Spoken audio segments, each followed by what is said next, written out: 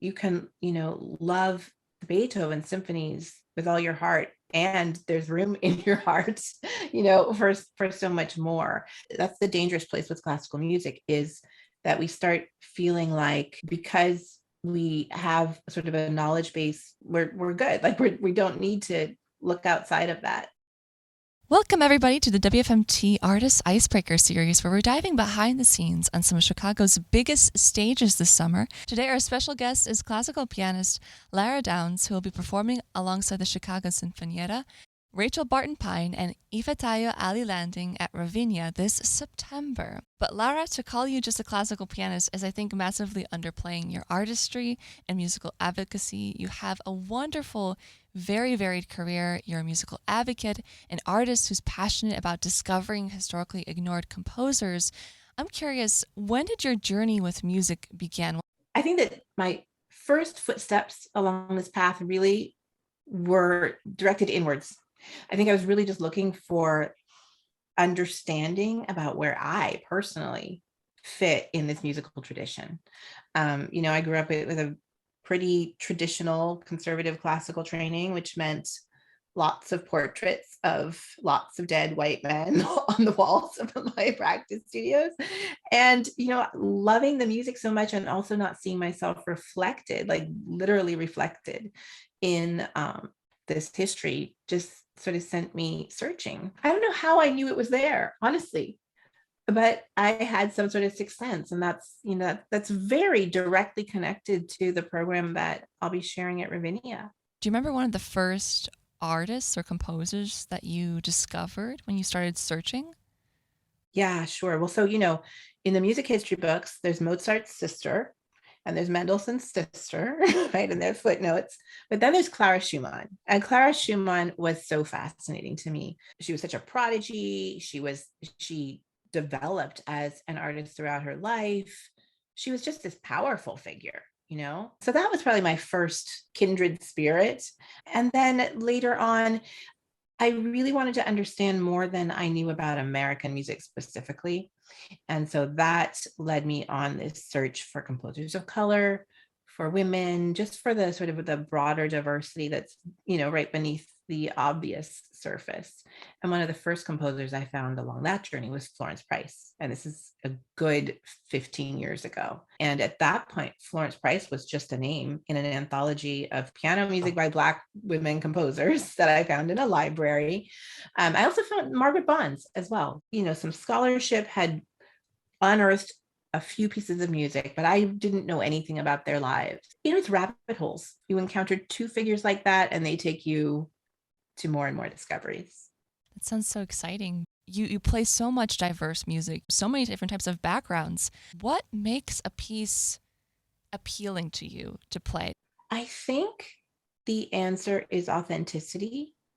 If I just feel that I can know the composer through those notes. I mean, I love so many different kinds of music, and I find that kind of recognition in many places. But I guess if I'm thinking about the music that I don't like, it's really maybe where I feel like the composer is trying to do a thing rather than just coming forward out of the music, if that makes sense. Oh, definitely. And as somebody who, right, has had such an interesting career as now this might be a big question, but if you yourself could permanently change one mindset about the fine arts or a misconception about this world, what would you change?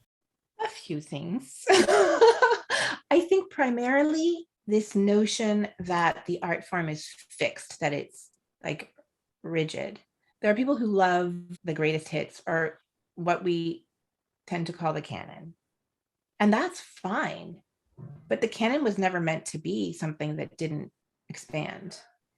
And so I think just a sense of curiosity and the possibility of evolution, to keep those things central to the music that we make and the music that we love and the music that we share. You can, love the Beethoven symphonies with all your heart, and there's room in your heart, for so much more.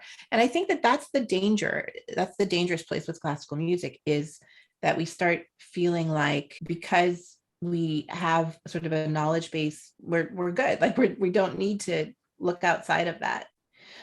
I think that a really lucky place to be is to be a newcomer to this art form, to tune into the radio and hear the greater breadth that we're now discovering and sharing. Maybe that way you kind of avoid these assumptions or preconceptions, and you're just like listening with open ears. Do you have any of those pieces that you mentioned, pieces that kind of are expanding the classical canon right now? Are any of those going to be at your upcoming Ravinia performance? Well, a couple of my favorite pieces. I mentioned Margaret Bonds, who was, do we say Chicagoite? Chicagoan. Yeah, so Margaret Bonds lived in Chicago and was very active there. There's a set of her pieces called Spiritual Suite, 3 movements, and the third movement from that suite, Troubled Water, was one of these first pieces of music that I ever discovered. And it's a fantasy on the spiritual weight in the water. I can't describe the reaction that audiences have to it because it's both so familiar and it's totally innovative. And this is a perfect example of this kind of authenticity.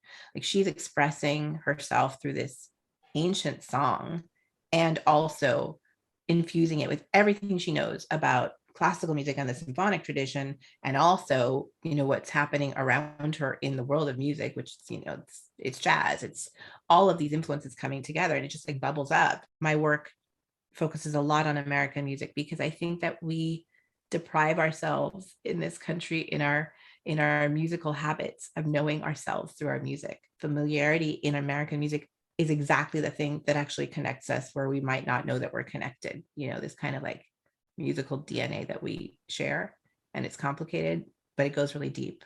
And we're also playing the Florence Price piano quintet with members of the Sinfonietta, and it's a fascinating piece. She just kind of travels like all over the musical spectrum, from this sort of Dvorak like romantic, and then there's a juba dance, and it's like all the things that she is. It's so exciting to see artists like yourself bringing all of that history to light and bringing it to audiences who are also open to listening to them. And I know there's a lot of people looking forward to your performance at Ravinia, but not just you. You're not going to be there by yourself. You're also going to be there with a couple of incredible soloists as well. Could you talk a little bit about how what it's like collaborating with Rachel Barton Pine and also Ifetayo?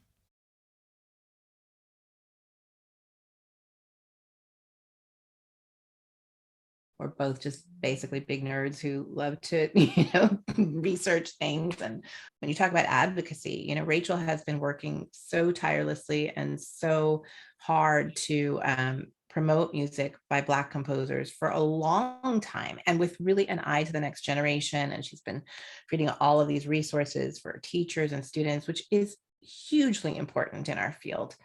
And she's just a beautiful musician, and we always have a great time when we play together.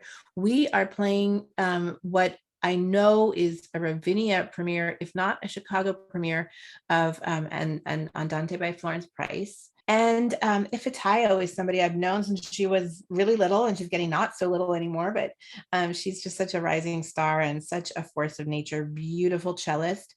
We are playing an arrangement, a transcription of one of Margaret Bond's Dream Variations, so set to text by Langston Hughes. For whatever reason, there are all of these composers I adore whose lives were centered in Chicago. So, there's a lot of story here about the Great Migration, about Chicago as a creative hub. It'll feel so good to be there and share this music. Sounds like it was meant to be, really. So one more time, everybody, be sure to go check out the performance that's happening on Tuesday, September 7th at Ravinia. They'll be featuring Lara Downes as well as Rachel Barton Pine, Ifetayo, and Chicago Sinfonietta. It's looking to be an absolutely incredible program of music. I hope to see so many of you there. Music by many Chicago-based composers, including Florence Price, Margaret Bonds, Sam Cooke. It's just going to be a really fantastic evening of making music with some dear friends. I hope to see you all there.